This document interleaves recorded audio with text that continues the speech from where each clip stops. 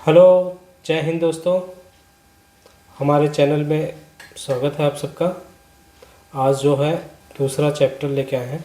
इस दूसरे लेसन में हम सीखेंगे फाइनेंस क्या होता है उसके बारे में सीखेंगे, और बिजनेस क्या होता है उसके बारे में क्या सीखेंगे, और जॉब क्या होता है इसके बारे में हम सीखेंगे। और आप लोग इस वीडियो को ध्यानपूर्वक देखिए, आपको धीरे धीरे हर चीज़ समझ में आएगा। हाँ, जहाँ ना समझ में आए कमेंट करके आप अपना सवाल का जवाब कर सकते हैं।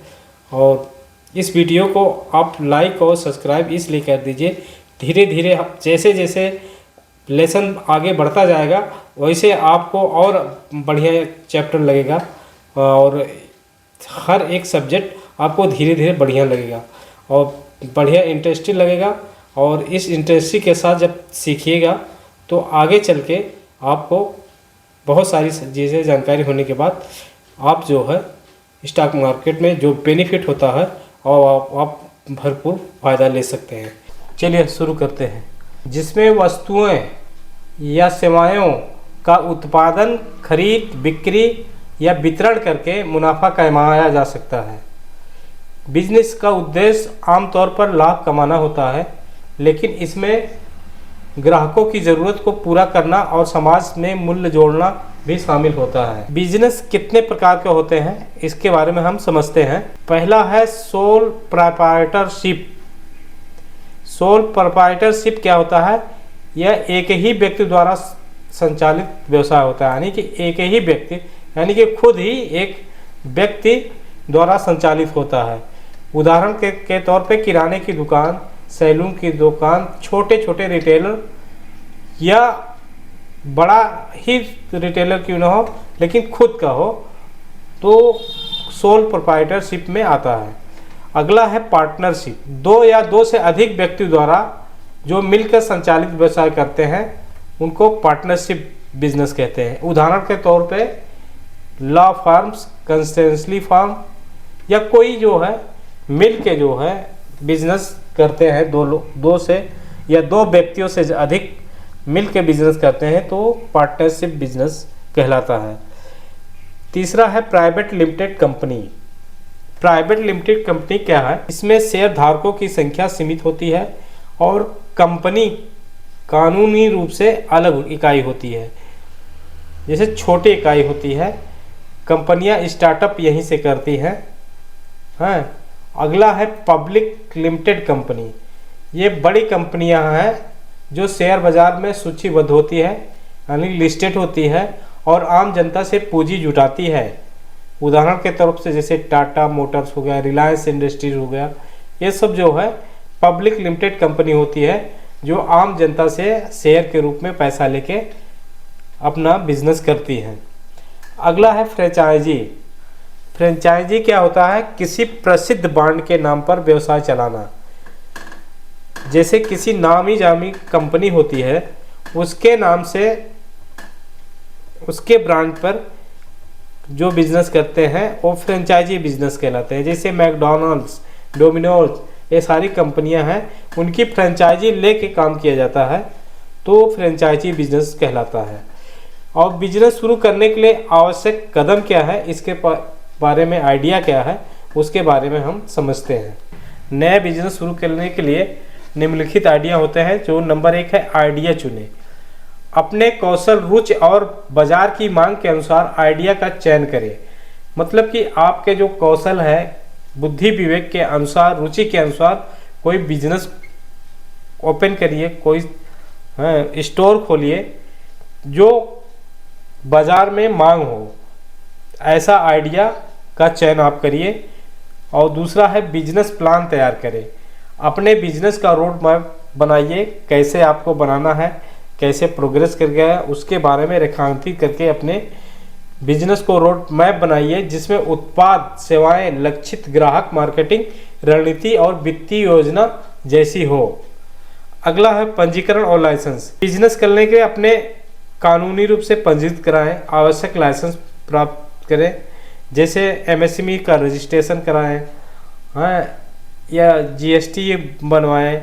इसके साथ बड़े बड़े और बड़ा बिजनेस करते हैं तो पब्लिक पार्टनर में जो है लिस्ट करवाएं। इस तरह के जो है पंजीकरण और लाइसेंस बनवाना पड़ता है। अगला है वित्तीय व्यवस्था, अरेंज फाइनेंस की भी व्यवस्था करना होता है। बिजनेस के लिए फंडिंग के स्रोत जैसे बैंक लोन, निवेशक या अपने बचत खाते का प्रबंधन करें।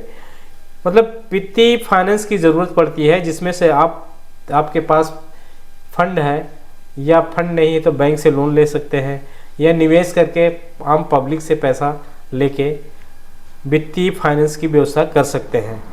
अगला है मार्केटिंग रणनीति, अपने उत्पाद या सेवाओं का प्रचार करें ताकि अधिक ग्राहक आकर्षित हो, ताकि आपके सेल बढ़े। अगला है ग्राहक सेवा, कस्टमर सर्विस, संतुष्ट ग्राहक अगर आपका हो जाता है तो आपके बिजनेस की एक सफलता कुंजी है। ग्राहक को सफल बनाने के लिए उसके माइंडसेट पे कुछ न कुछ स्कीमें लानी चाहिए। सफल बिजनेस के लिए कुछ टिप्स की ज़रूरत पड़ती है, जैसे इनोवेशन अपनाएं, बाजार के रुझान पर नज़र रखें, नेटवर्किंग का लाभ उठाएं, फाइनेंशियल मैनेजमेंट पर फोकस करें और ग्राहक को संतुष्टि को प्राथमिकता दें। उसका फीडबैक ले, कस्टमर का फीडबैक लेने से तो हमें मालूम पड़ जाता है कि ग्राहक को क्या ज़रूरत है, क्या हमारे बारे में सोचता है। नेगेटिव और पॉजिटिव दोनों चीज़ें बातें निकल के आती हैं, उस पर जाते हैं हम करेक्शन करा। अगले चलिए समझते हैं जॉब। जॉब का मतलब क्या होता है? जॉब क्या होता है? जॉब का मतलब एक ऐसी स्थिति होती है जिसमें व्यक्ति किसी संगठन, कंपनी या व्यक्ति के लिए काम करता है और उसके बदले उसे वेतन या मजदूरी के रूप में भुगतान किया जाता है। जॉब में व्यक्ति को एक निश्चित भूमिका, एक रोल और जिम्मेदारियां निभानी होती है। और जॉब पहला है फुल टाइम जॉब। क्या? Full time job. Full time job में रोजाना 8 से 9 घंटा, 10 घंटा या 6 घंटा या 12 घंटा भी काम किया जा सकता है। रोजाना जो है 8-9 घंटे का काम है, हफ्ते में 5-6 दिन लगातार काम हो सकता है। और इसमें स्थिर आय और अन्य लाभ जैसे बीमा, पीएफ आदि भी मिलते हैं नौकरी में। उदाहरण के तौर पर बैंक कर्मचारी, आईआईटी प्रोफेशनल या बहुत लिमिटेड कंपनियों में पीएफ मिलता है और बीमा भी होता है। अगला है पार्ट टाइम जॉब।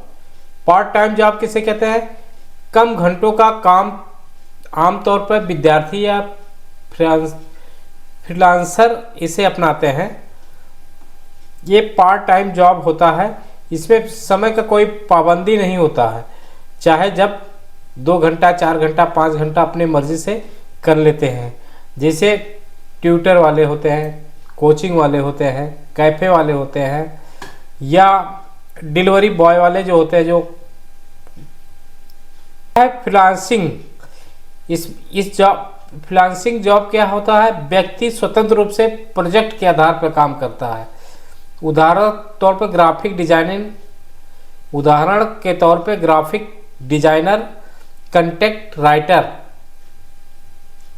तो इसमें क्या होता है? आदमी फ्री होता है, स्वतंत्र रूप से उसमें जो है काम करके अपना डिजाइन बना देता है या कंटेंट लिख के दे देता है या स्टोरी लिख के दे देता है तमाम चीज़ें जो है जो फ्री होके काम करके देता है, उसको फ्रीलांसिंग जॉब कहते हैं।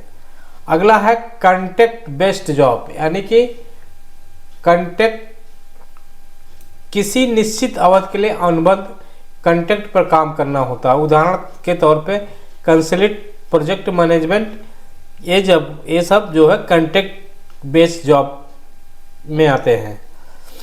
अगला है इंटर्नशिप जॉब। इंटर्नशिप जॉब में क्या होता है?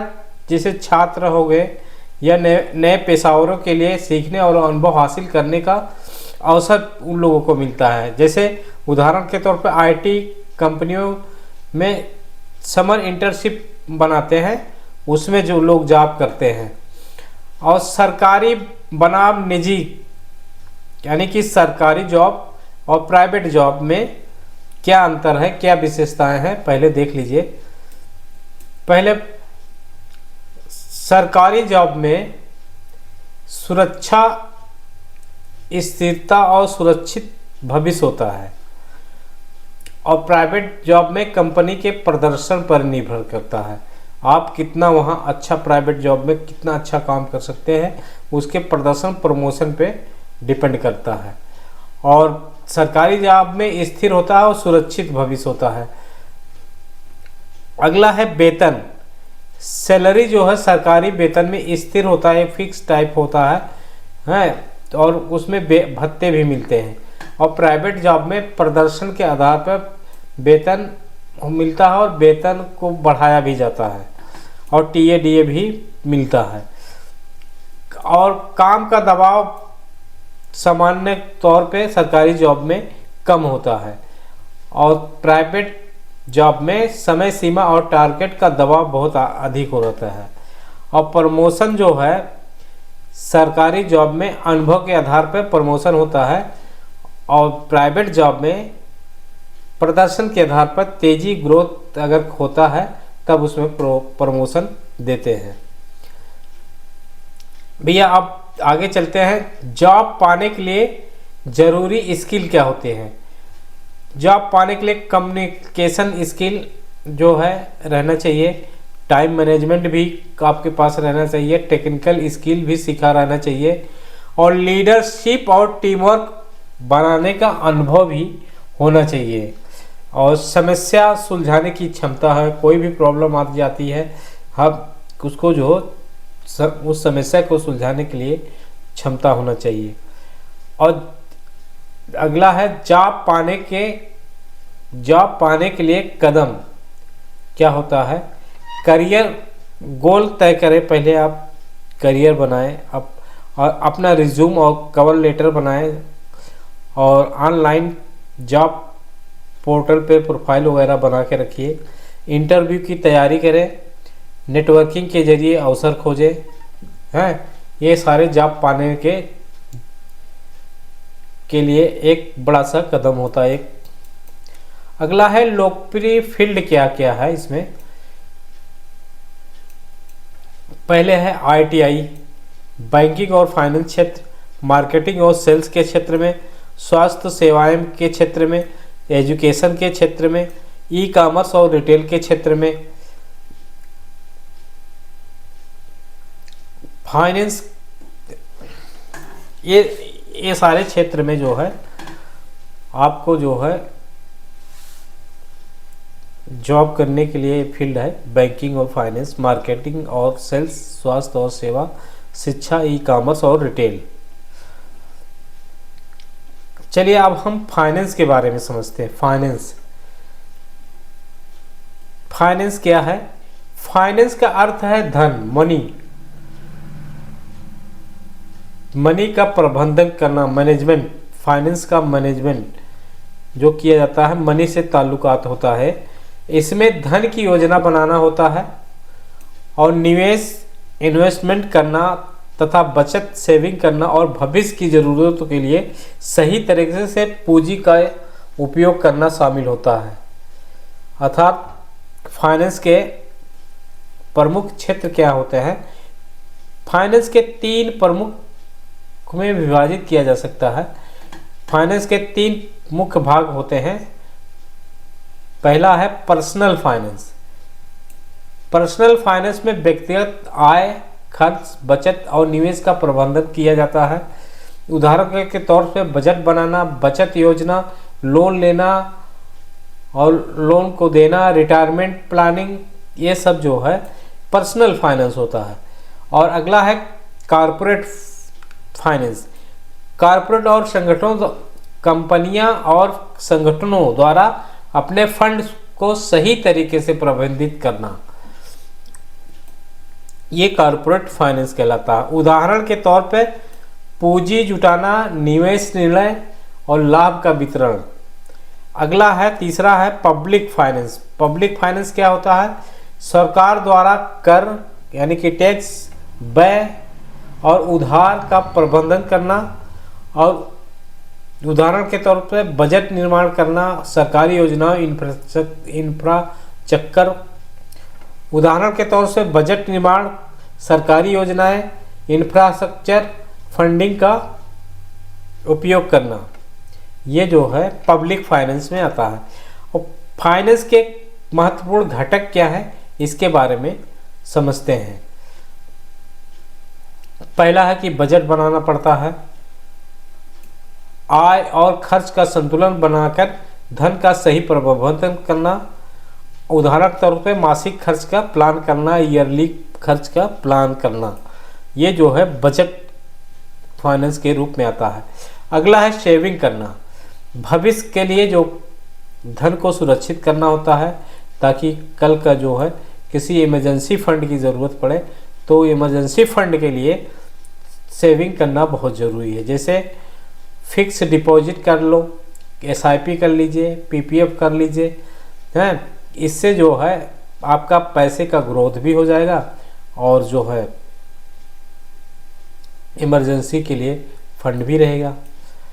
अगला है इन्वेस्ट करना। पैसा ऐसी जगह लगाना जहां भविष्य में उससे लाभ प्राप्त हो।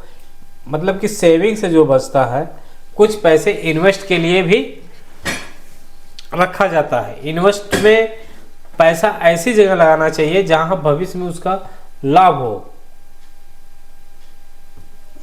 जैसे आप उसको स्टॉक मार्केट में खर्च लगा सकते हैं, म्यूचुअल फंड में लगा सकते हैं, रियल एस्टेट में लगा सकते हैं। ये सारे जो है इन जगह जो है इन्वेस्ट कर सकते हैं। लेकिन ये अपने रिसर्च के हिसाब से ही अपने जगह लगाना चाहिए। अगला है इंश्योरेंस। आकस्मिक घटनाओं से बचाव के लिए सुरक्षा कवच होता है इंश्योरेंस। उदाहरण के तौर से जीवन बीमा हो गया, स्वास्थ्य बीमा हो गया। ये इंश्योरेंस मानव के जीवन में बहुत ही ज़रूरी होता है। अगला है रिटायरमेंट प्लानिंग करना। जैसे रिटायरमेंट प्लानिंग करना बहुत ज़रूरी होती है। जब आप रिटायरमेंट हो जाएंगे, 60 साल के जब हो जाएंगे, रिटायरमेंट हो जाएंगे, तो उस रिटायरमेंट के बाद जो है अपने भविष्य के आर्थिक सुरक्षा के लिए जाने वाली योजनाओं को मैं थोड़ा सा इन्वेस्ट करना चाहिए। जैसे NPS हो गया, EPPF हो गया, PPF हो गया। इसमें जो है पहले से इन्वेस्ट करके थोड़ा सा रखे रहते हैं।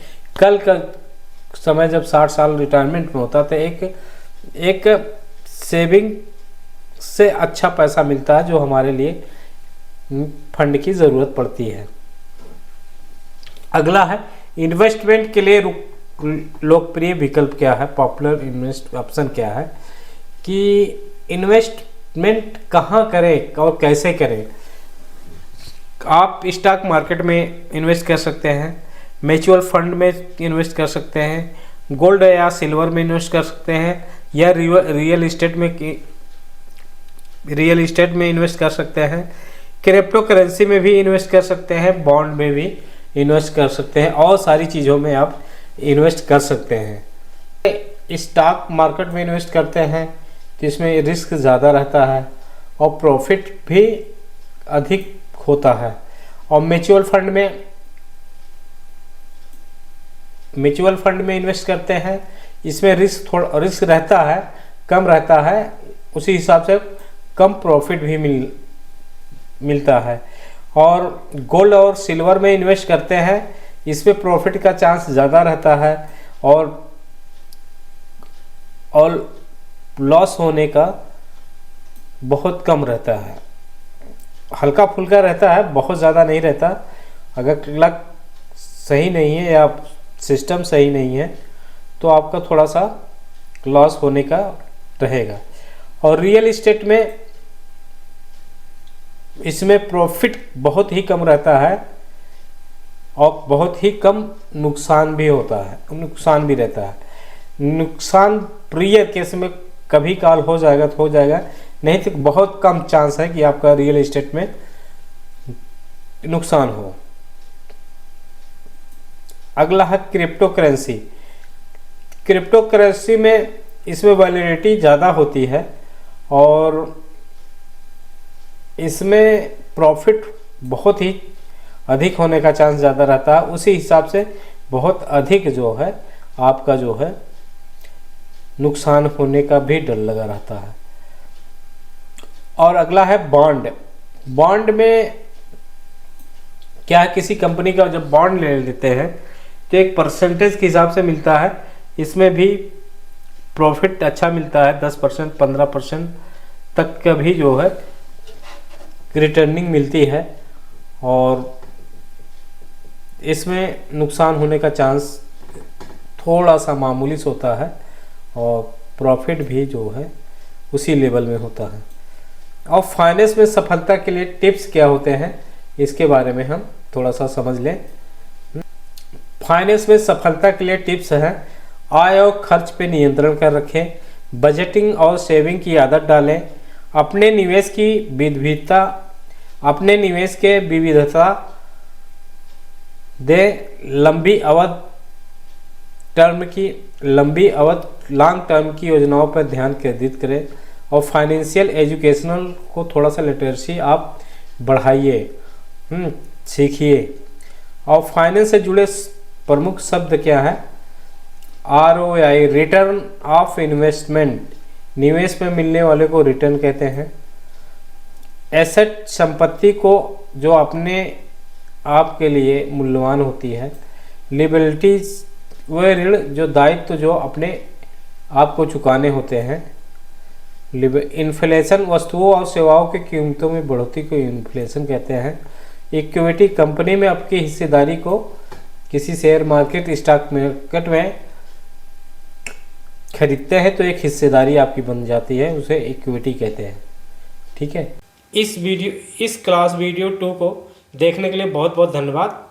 और वीडियो अच्छा लगे, समझ में आए तो आप लाइक और सब्सक्राइब ज़रूर कर लें ताकि हम और इससे बेहतर वीडियो बनाएं और आगे चल के जितना भी वीडियो धीरे धीरे देखेंगे और भी अच्छी तरह से समझ में आएगा।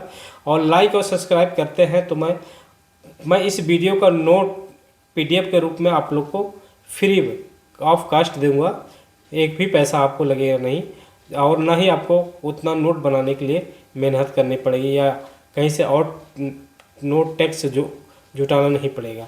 आपको इस वीडियो में आसानी से नोट टैक्स PDF के रूप में मिल जाएगा। ओके, बाय बाय, धन्यवाद।